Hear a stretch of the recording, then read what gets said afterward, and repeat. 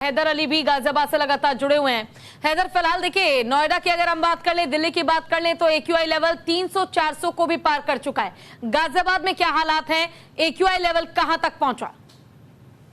देखिए पूजा, अगर गाजियाबाद की हम बात करते हैं तो गाजियाबाद में लगातार न्यूज इंडिया ये दिखाता हुआ रहा है कि धरातल पर उतरकर जो अधिकारियों को काम करने चाहिए वो कहीं ना कहीं फेल होते हुए नजर आए हैं। और यही वजह है आज 5 किलोमीटर प्रति घंटे की रफ्तार से हवा चल रही है, तो इससे थोड़ी सी जो फटी है गाजियाबाद की तरफ से, और एक्यूआई लेवल जो है वो थोड़ा कम हुआ है। लेकिन राहत अभी भी लोगों के लिए नहीं है, गाजियाबाद वासियों के लिए।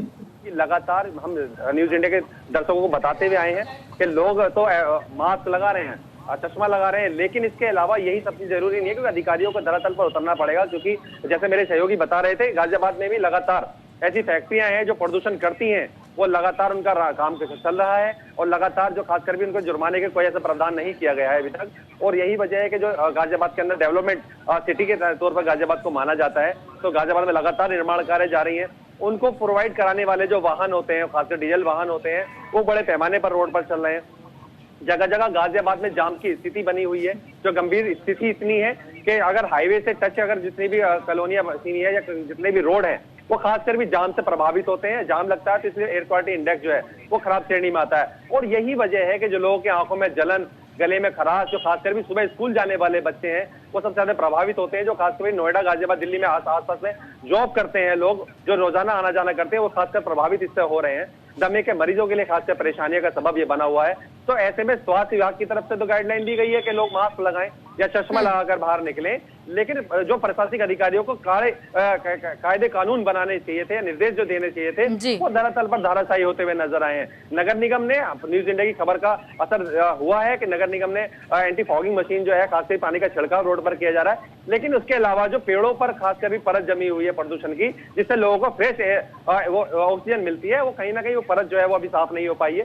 नगर निगम की तरफ से कुछ काम किए गए हैं, वो सराहनीय है, लेकिन कुछ काम अभी भी करने बाकी हैं। लेकिन प्रशासनिक अधिकारियों के जो और जिनकी जिम्मेदारी बनती है, खासकर ट्रैफिक व्यवस्था जो सुचारू रूप से चल रही है, खासकर गाजियाबाद के अंदर जाम लगा है, जाम जगह जगह स्थिति बनी हुई है, उसको कंट्रोल करने की खासकर जरूरत है। इसमें खासकर भी जो डीजल वाहन है जो रिटायर हो चुके हैं, जो पेट्रोल वाहन है जो लगातार रोड पर घूम रहे हैं, तो उन पर कार्रवाई करनी चाहिए, उनको सीज करना चाहिए। लेकिन ऐसा अभी तो कोई ऐसी कार्रवाई नहीं की गई है। तो ऐसे में माना जाता है कि जो, लेकिन हैदर यही तो बड़ा सवाल है। देखिए इस तरह की बात हम कर भी रहे हैं कि ये कार्रवाई होनी चाहिए, इस तरह से एक्शन लिया जाना चाहिए, लेकिन हर साल आपने देखा होगा कि पॉल्यूशन कोई नई समस्या नहीं है। हर साल पॉल्यूशन इसी श्रेणी में, इसी तरह से बिल्कुल हवा को दूषित करता है, लोगों के लिए जीना मुहाल हो जाता है। लेकिन बावजूद इसके प्रशासन जो इस पर कोई भी सटीक निर्णय या कोई ऐसा प्लान नहीं बना पाती कि इस पॉल्यूशन को कंट्रोल किया जा सके।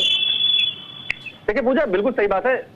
ये जो खासकर अधिकारियों की मीटिंग होती है, ये पहली बार नहीं है कि पहली बार ऐसा हुआ पोल्यूशन हो रहा है। दिल्ली एनसीआर लगातार हर साल प्रदूषण से प्रभावित रहता है। हमारे गाजियाबाद के कुछ प्रशासनिक अधिकारी ऐसे हैं जो पहले से इसकी मीटिंग तो करते हैं, लेकिन धरातल पर वो काम नहीं हो पाते हैं। जब स्थिति ज्यादा अनकंट्रोल हो जाती है, उसके बाद जब सीएम इस पर संज्ञान लेते हैं, उसके बाद ही कुछ ना कुछ अधिकारी ऐसे होते हैं, वो आते हैं और आके धरातल पर उतरने के बाद कार्रवाई करते हैं। तो ऐसे में उन अधिकारियों को भी सोचने की जरूरत है कि शहर गाजियाबाद उनकी जिम्मेदारियों पर है, शहर पूरा गाजियाबाद है, वहां की जनता उनके भरोसे पे है। तो ऐसे में उनको धरातल पर उतरने के बाद ऐसी कार्रवाई करनी चाहिए, ताकि ये पहले से ही कंट्रोल रहे और लोगों को राहत मिल सके।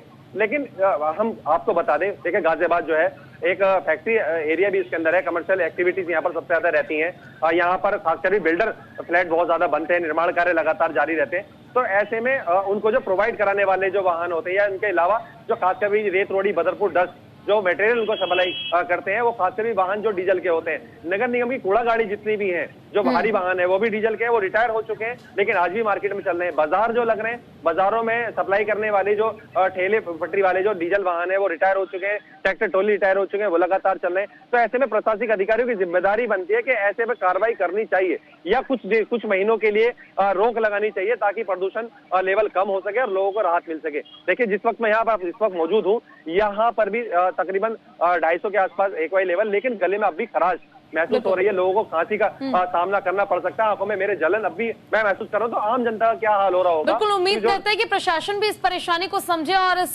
परेशानी का हल जैसे